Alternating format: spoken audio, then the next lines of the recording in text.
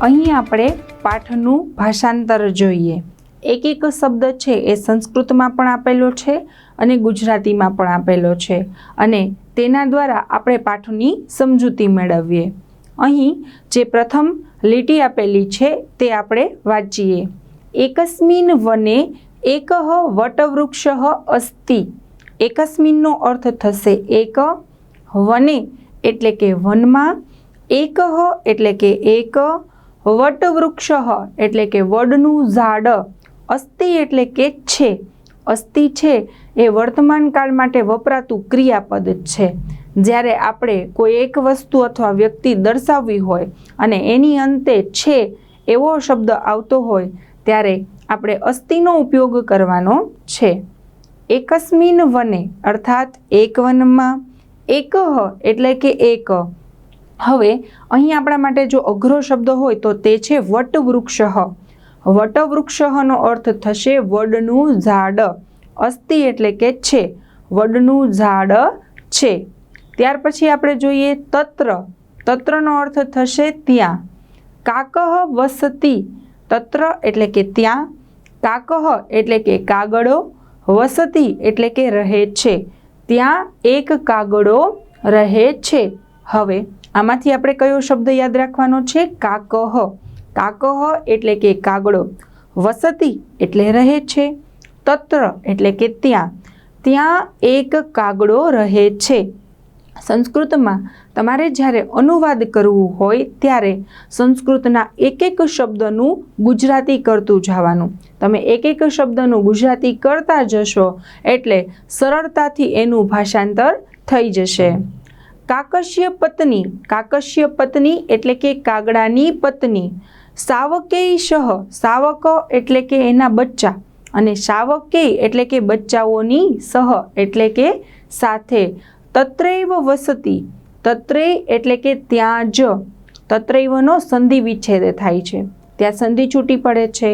તત્ર plus એવ, ત્યાં જ। વસતિ એટલે કે રહે છે, કાગડાની પત્ની બચ્ચાઓ સાથે ત્યાં જ રહે છે। હવે આ લીટીમાંથી આપણે કયો શબ્દ યાદ રાખવાનો છે? શાવક। શાવક એટલે કે એના જે બચ્ચા હોય એને શાવક કહેવાય છે, બચ્ચાઓ સાથે ત્યાં રહે છે। તો આખું અનુવાદ છે એ તમે આ રીતે કરી શકો છો। એક એક શબ્દોના અર્થ સમજવાના અને પછી એનું ગુજરાતી લખવાનું। ત્યાર પછી શાવકૈષઃ। જુઓ અહીંયા ટિપ્પણીમાં એક શબ્દાર્થ આપેલો છે, શાવકૈષઃ એટલે કે બચ્ચાઓ સાથે। શાવક એટલે બચ્ચા અને શાવકૈ એમાં વિભક્તિના પ્રત્યયો લાગે છે એટલે કે બચ્ચાઓ સાથે। ત્યાર પછી આપણે અનુવાદ જોઈએ। તસ્ય વૃક્ષસ્ય અધઃ કોટરે એકઃ સર્પઃ વસતિ। તસ્ય એટલે કે તે, વૃક્ષસ્ય એટલે કે વૃક્ષની, અધઃ એટલે કે નીચે, તે વૃક્ષની નીચે, કોટરે। હવે કોટર એટલે શું? કોટર એટલે કે સાપ। એકઃ સર્પઃ વસતિ અર્થાત એક સાપ રહે છે, તેની ઝાડની નીચે જે બખોલ હોય છે, કોટર। જુઓ સંસ્કૃતમાં કેવો શબ્દ વાપર્યો છે? કોટર। કોટરે એટલે કે બખોલમાં, ત્યાં સપ્તમી વિભક્તિનો પ્રત્યય ઉમેરાય છે। તે ઝાડની નીચે બખોલમાં એક સાપ રહે છે, વસતિ એટલે કે રહે છે। અમુક શબ્દ વારંવાર રિપીટ થતા હોય, પુનરાવર્તિત થતા હોય તો આપણે એના ઉપર ધ્યાન આપવાનું કે આ શબ્દનો અર્થ શું થાય છે। તત્રૈવ એનો સંધિ વિચ્છેદ કરી અને અહીં તમને આપેલો છે, સંસ્કૃત ભાષામાં બે કે તેથી વધારે શબ્દો છે એ જોડાયેલા હોય છે કારણ કે એ સંધિયુક્ત શબ્દ હોય છે। જ્યારે આપણે એનો અર્થ અથવા અનુવાદ કરવો હોય ત્યારે એનો સંધિ વિચ્છેદ કરવો ખૂબ અનિવાર્ય છે। તત્રૈવમાં થશે તત્ર પ્લસ એવ અર્થાત ત્યાં જ। બરાબર, આ રીતે આપણે સંધિ પૂછાય તો સંધિ વિચ્છેદ કરતા પણ આવડવું જ જોઈએ। એનો અર્થ પણ બાજુમાં આપેલો છે, ત્યાં જ। અધઃનો અર્થ થશે નીચે। અધઃ એટલે કે નીચે, આપણે ગુજરાતીમાં કહીએ ને નીચે, એમ અધઃ। ત્યાર પછી છે કોટરે। કોટરે એટલે કે બખોલમાં. અઘરા જે શબ્દો છે જો આપણે એ આવડી જાય તો ભાષાંતર છે એ સરસ રીતે થઈ શકે છે, પરંતુ એકાદ એવો શબ્દ હોય કે જે અઘરો હોય અને આપણે ન આવડે તો આપણે ત્યાં અટકી જઈએ છીએ. અહીં કોટરે એટલે કે બખોલમાં એવો અર્થ અહીં થશે. ત્યાર પછી આપણે જોઈએ કે જે સંસ્કૃત લીટી આપેલી છે, એકદા કાકઃ ભાર્યયા સહ આહારાર્થમ ગચ્છતિ. એકદા, એકદા એટલે કે એક દિવસ. કાકઃ એટલે કે કાગડો. આપણે પહેલાં જ જોઈ લીધું કે કાકઃ એટલે કાગડો થાય છે. ભાર્યયા સહ, ભાર્યયા એટલે કે પોતાની પત્ની, સહ એટલે કે સાથે.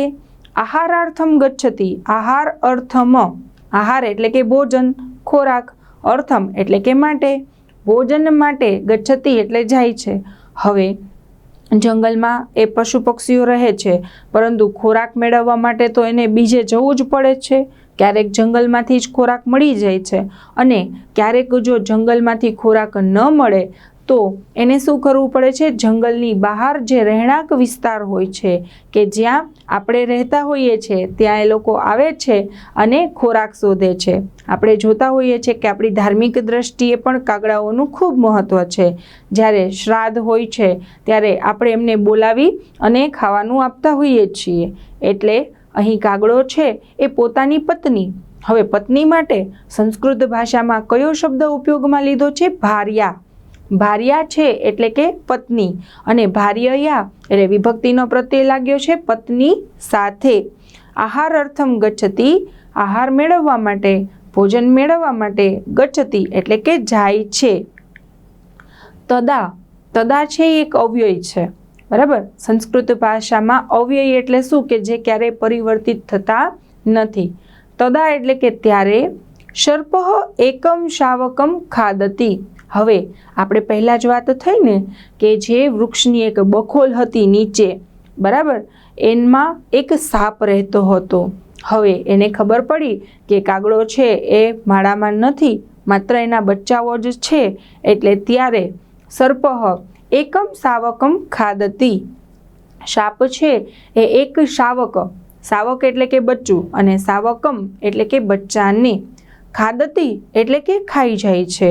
જે મોકો છે એનો લાભ ઉઠાવી અને સાપ છે એ તરત જ બચ્ચાને ખાઈ જાય છે. આ તો જંગલનો નિયમ છે કે જે હિંસક પ્રાણીઓ હોય, મોટા પ્રાણીઓ હોય છે, એ નાના પ્રાણીઓને, દુર્બળ પ્રાણીઓને ખાઈ જાય છે અને આવી જ રીતે પોતાનું ગુજરાન ચલાવે છે. પરંતુ દરેક પશુ પક્ષીને પોતાના બાળકો પ્રિય હોય છે, પોતાનો જીવ પ્રિય હોય છે.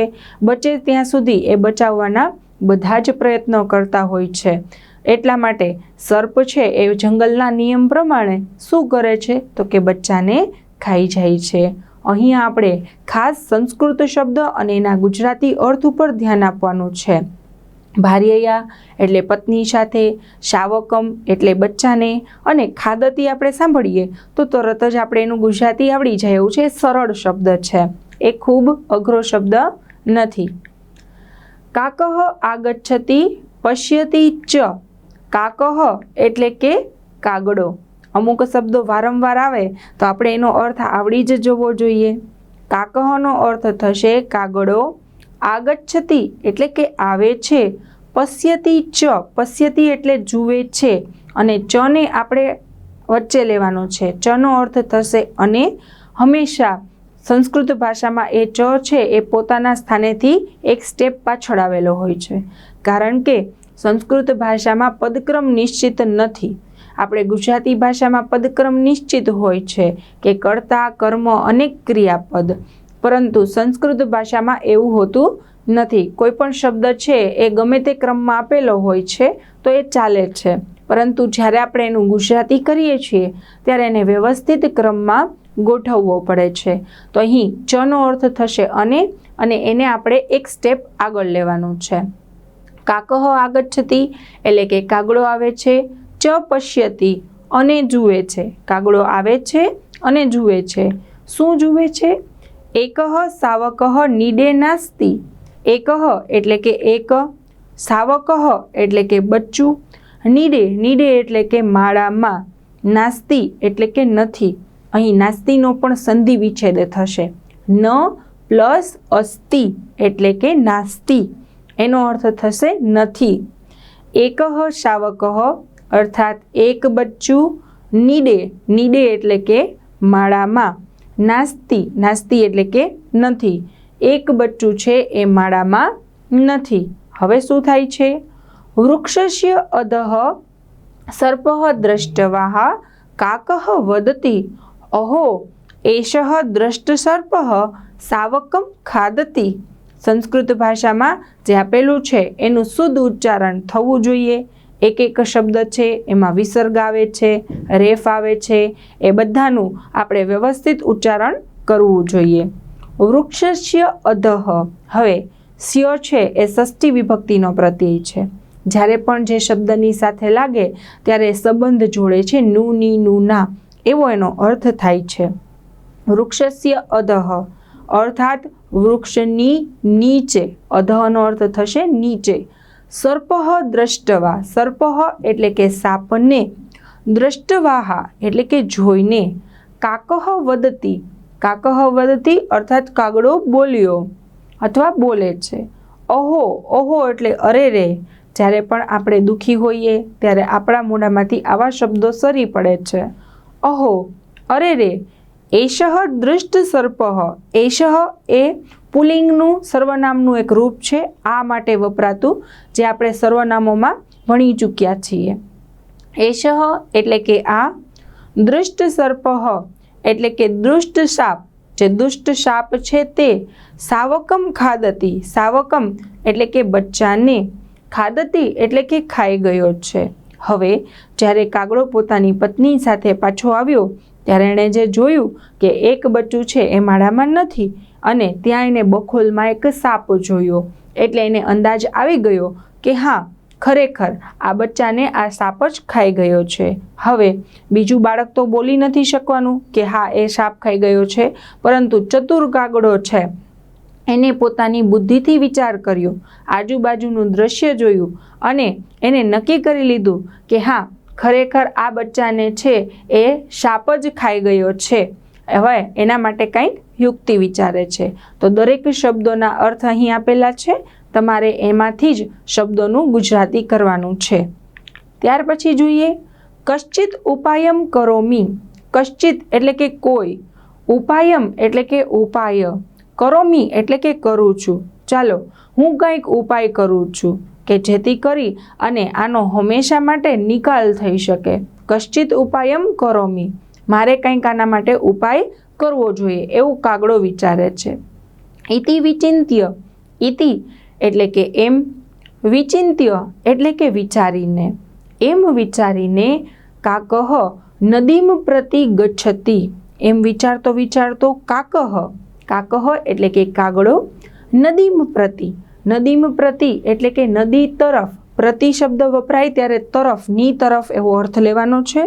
નદી તરફ, ગચ્છતિ એ ક્રિયાપદ છે વર્તમાન કાળનું, ગચ્છતિ એટલે કે જાય છે.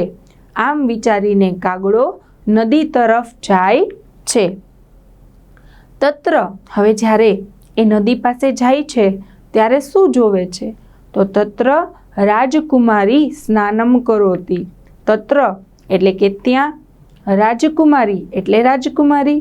સંસ્કૃત ભાષામાં ઘણા એવા શબ્દો હોય છે કે જેનું ગુજરાતી એવું ને એવું થતું હોય છે. સ્નાનમ કરોતિ, સ્નાનમ કરોતિ એટલે કે સ્નાન કરે છે. ત્યાં રાજકુમારી સ્નાન કરે છે, કરોતિ એટલે કે કરે છે. તસ્યાહ સુવર્ણહારઃ નદી તીરે અસ્તિ. તસ્યાહ એટલે કે તેનો, એ સ્ત્રીલિંગ માટે વપરાતું બહુવચનનું સર્વનામ આપણે કહી શકીએ. સુવર્ણહારઃ સોનાનો હાર, તેનો સોનાનો હાર, નદી તીરે અસ્તિ, નદી એટલે કે નદી. હવે તીરનો અર્થ શું થશે? કાંઠે. જે નદીનો કાંઠો હોય કે જ્યાં જમીન આવેલી હોય ત્યાં છે એનો સોનાનો હાર પડ્યો હોય છે. હવે આ બધા શબ્દોમાંથી અઘરો શબ્દ કયો છે? સુવર્ણહારઃ એટલે કે સોનાનો હાર. બીજા બધા શબ્દોનું તો આપણે તરત જ ગુજરાતી કરી શકીએ છીએ, કારણ કે સંસ્કૃત અને ગુજરાતીમાં બંને સમાન જેવા જ છે. તેનો સોનાનો હાર છે એ નદી કાંઠે હોય છે. ચતુરઃ કાકઃ સુવર્ણહારમ અપહરતિ, ચતુરઃ એટલે કે ચતુર, કાકઃ એટલે કાગડો, સુવર્ણહારમ એટલે કે સોનાનો હાર, અપહરતિ ઉપાડી જાય છે. ચતુર કાગડો છે એ સોનાનો હાર છે એ ઉપાડી જાય છે. ઉપાડી જાય છે માટે કયો સંસ્કૃત શબ્દ વાપર્યો છે? અપહરતિ. અપહરતિ એટલે અપહરણ કરી જવું, પરંતુ અહીં કાગડાની વાત છે એટલે કાગડો કાંઈ હારનું અપહરણ તો ન કરી જાય, એટલે આપણે શબ્દનો ગુજરાતીમાં અર્થ બદલી નાખ્યો કે કાગડો છે એ સોનાનું હાર છે એ ઉપાડી જાય છે, પોતાની ચાંચમાં રાખી અને સોનાનો હાર નદી કિનારેથી લઈ જાય છે. હવે શું થયું જોઈએ? કાકઃ સુવર્ણહારમ કોટરસ્ય અંતઃ ક્ષિપતિ. જો કાગડાની જગ્યાએ આપણે હોઈએ તો શું કરીએ? સોનાનો હાર છે એ આપણા ઘરે લઈ આવીએ, બરાબર ને? કે વાહ, આપણે આટલું બધું સોનું મળી આવ્યું છે. પરંતુ ચતુર કાગડાએ શું કર્યું? તો કે પોતાના માળામાં ન રાખ્યો સોનાનો હાર. જો એ પોતાના માળામાં રાખે તો સિપાહીઓ આવી અને કાગડાને જ મારી નાખે. એટલે એને સોનાના હારની જરૂરિયાત ન હતી, પણ એ હાર દ્વારા એ પોતાનો જે સમસ્યા હતી એનો નિકાલ કરવા માંગતો હતો. કાકઃ સુવર્ણહારમ કોટરસ્ય અંતઃ ક્ષિપતિ.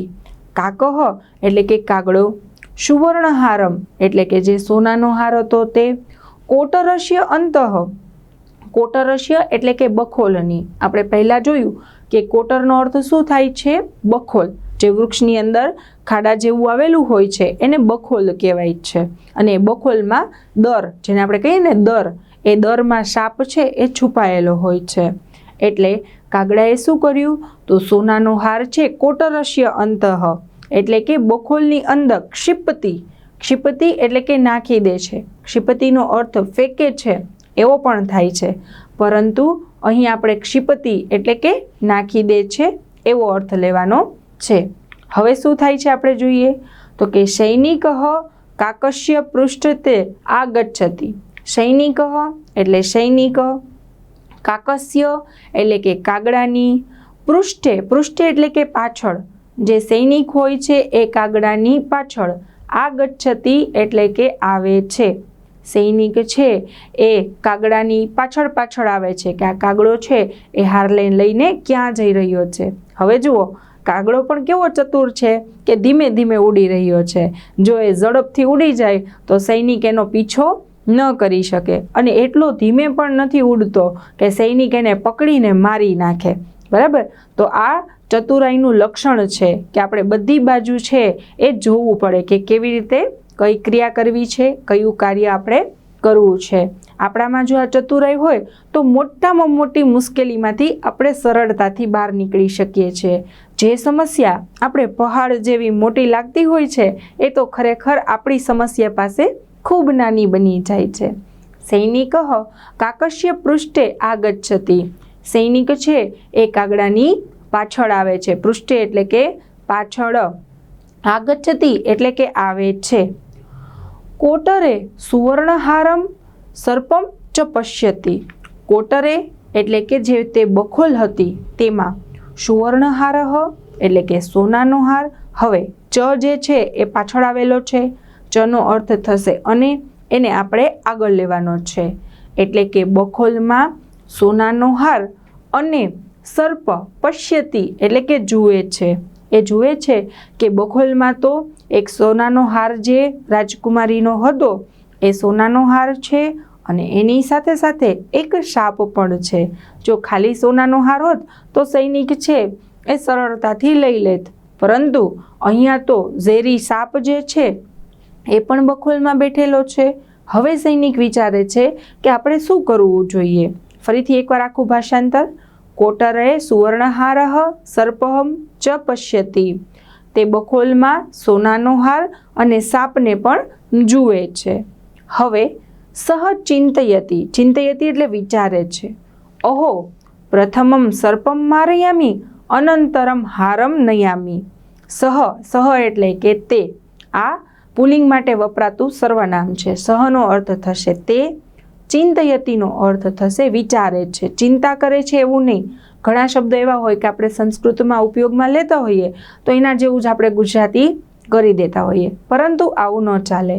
ચિંતયતિનો અર્થ થશે વિચારે છે. અહો, અહો એટલે કે અરે, એ ઉદ્ગાર છે જે આપણા મોઢામાંથી સરી પડતું હોય છે, ક્યારેક આશ્ચર્ય હોય, ક્યારેક દુઃખ હોય, એના માટે. હવે અહીં સૈનિકને આશ્ચર્ય થાય છે કે આ બખોલમાં તો સાપ પણ છે અને સોનાનો હાર પણ ત્યાં જ છે, તો સોનાનો હાર હું કેવી રીતે મેળવીશ? સહ ચિંતયતિ, તે વિચારે છે. અહો, અરે રે, પ્રથમમ સર્પમ મારયામી. પ્રથમમ એટલે કે પહેલા, સર્પમ મારયામી એટલે કે હું સાપને મારી નાખું છું. પહેલાં તો છે હું આ સાપને મારી નાખું છું. અનંતરમ હારમ નયામી, અનંતરમનો અર્થ થશે પછી. જ્યારે પણ આપણે કોઈ ક્રિયા પછી દર્શાવવી હોય તો અનંતરમ શબ્દનો ઉપયોગ થાય છે. હારમ નયામી, હારમ એટલે કે હાર, નયામી એટલે કે લઈ જાઉં છું. જુઓ, અહીં અમુક એવા ક્રિયાપદો હોય છે કે જેના અર્થ આપણે યાદ રાખવા પડતા હોય છે. તો અહીં નયામી છે એવું ક્રિયાપદ છે કે જેનો અર્થ થાય છે લઈ જાઉં છું, અને આપણે આ યાદ રાખવાનું છે. કોટરે સુવર્ણહારમ સર્પમ ચ પશ્યતિ, તે બખોલમાં સોનાનો હાર અને સાપને જુએ છે. સહ ચિંતયતિ, અહો પ્રથમમ સર્પમ મારયામી અનંતરમ હારમ નયામી, તે વિચારે છે અરે પહેલાં હું સાપને મારી નાખું અને પછી હાર લઈ જાઉં છું. હવે શું થાય છે? સૈનિક સર્પમ મારયતિ, સૈનિક એટલે કે સૈનિક, સર્પમ એટલે કે સાપને, મારયતિ એટલે કે મારી નાખે છે. હારમ નયતિ, હારમ એટલે કે હાર, નયતિ અર્થાત લઈ જાય છે. સૈનિક છે એ સાપને મારી નાખે છે પોતાના હથિયાર વડે, એના હાથમાં તીર ને એવા હથિયાર હોય છે, એટલે એ સાપને મારી નાખે છે. હારમ નયતિ, હાર છે એ પોતાની સાથે લઈ જાય છે. હવે કાકહ વદતિ, કાકહ એટલે કે કાગડો, વદતિ એટલે કે બોલે છે. અહો સર્પઃ મૃતઃ, અહો એટલે કે અરે વાહ, સર્પઃ મૃતઃ કે સાપ છે એ મરી ગયો. કાકહ વદતિ, કાગડો બોલે છે. અહો સર્પઃ મૃતઃ, અરે વાહ, સાપ તો મરી ગયો છે. અધુના, અધુના એ પણ એક અવ્યય છે. અધુનાનો અર્થ થશે હવે. સુખેન વસામી, સુખેન વસામી એટલે કે હું મારા પરિવાર સાથે સુખેન અર્થાત સુખપૂર્વક, વસામી એટલે કે રહીશ. હવે હું મારા પરિવાર સાથે સુખથી રહીશ. જ્યારે પણ હું બહાર જઈશ તો મને ચિંતા નહીં હોય કે મારા બાળકને સાપ ખાઈ જશે, કારણ કે મારી જે સમસ્યા હતી એનો અહીં ઉકેલ આવી ગયો છે. સૈનિકોએ છે એ સાપને મારી નાખ્યો છે. જો કાગડો તો સાપને મારી ન શકત, કારણ કે એનામાં એટલી તાકાત ન હોય કે સાપને મારી શકે, પરંતુ કોઈક પાસે એને મારવા માટેનું કેટલું સરસ મજાની યુક્તિ સૂજી આવી. આ એક યુક્તિ દ્વારા એણે શું કર્યું તો કે સાપને મરાવી નાખ્યો, અને હવે પોતે પોતાના માળામાં પોતાના બચ્ચા અને પોતાની પત્ની સાથે એ સુખેથી રહી શકશે. આવી જ રીતે આપણે પણ હવેથી આપણી સમસ્યાઓનો જે નિકાલ છે એ યુક્તિથી, બુદ્ધિથી વિચારી અને લઈ આવીશું. અમુક અઘરા શબ્દો છે એ અહીં ટિપ્પણીમાં આપેલા છે કે જેનો અર્થ આપણે જો યાદ રાખી લઈએ તો આખા પાઠનું ભાષાંતર કરવું આપણા માટે ખૂબ સરળ થઈ જાય છે. જેમ કે અધઃ, અધઃનો અર્થ થશે નીચે. કોટરે, કોટરે એટલે કે બખોલમાં. આખા પાઠમાં જે કોઈ પણ એવા શબ્દ છે કે જે થોડાક આપણે યાદ રાખવા પડે એમ છે, જો વારંવાર એનું પુનરાવર્તન કરીએ તો આ શબ્દો આપણે સરળતાથી યાદ રહી જાય છે. કોટરે, કોટરે એટલે કે બખોલમાં. બખોલ એટલે કે આપણે જે દર કહીએ છીએ, વૃક્ષની અંદર એક જે ખાડા જેવું કરી અને દર બનાવ્યું હોય એને કોટર કહેવાય છે. એકસ્મિન એટલે કોઈ એક. શાવકેહી સહ એટલે કે બચ્ચા સાથે, શાવકેહી સહ એટલે કે બચ્ચા સાથે. તત્રૈવ, તત્રૈવ એટલે કે ત્યાં જ, તત્રૈવનો અર્થ થશે ત્યાં જ. આહારાર્થમ, આહારાર્થમ એટલે કે આહાર માટે, જમવાનું મેળવવા માટે. પૃષ્ઠે, પૃષ્ઠે એટલે કે પાછળ. આ શબ્દ છે પૃષ્ઠે, જો આપણે ભૂલાઈ જાય તો આખું ભાષાંતર આપણું અટકી જાય છે. અનંતરમ, અનંતરમ એટલે કે પછીથી. તો આ શબ્દ છે અધઃ નીચે, કોટરે બખોલમાં, એકસ્મિન કોઈ એક, શાવકેહી સહ બચ્ચા સાથે, તત્રૈવ ત્યાં જ, આહારાર્થમ જમવા માટે અથવા આહાર માટે, પૃષ્ઠે પૃષ્ઠે એટલે કે પાછળ, અનંતરમ એટલે પછીથી. છેલ્લો શબ્દ છે નયામી. નયામી એટલે કે લઈ જાઉં છું. તો આ બધા જ શબ્દો તમે જો પાકા કરી લેશો અને પોતાની નોંધપોથીમાં લખી લેશો તો ભાષાંતર દરમિયાન તમને એક પણ શબ્દ એવો નહીં હોય કે જે મૂંઝવશે અને તમારું ભાષાંતર અટકી જશે.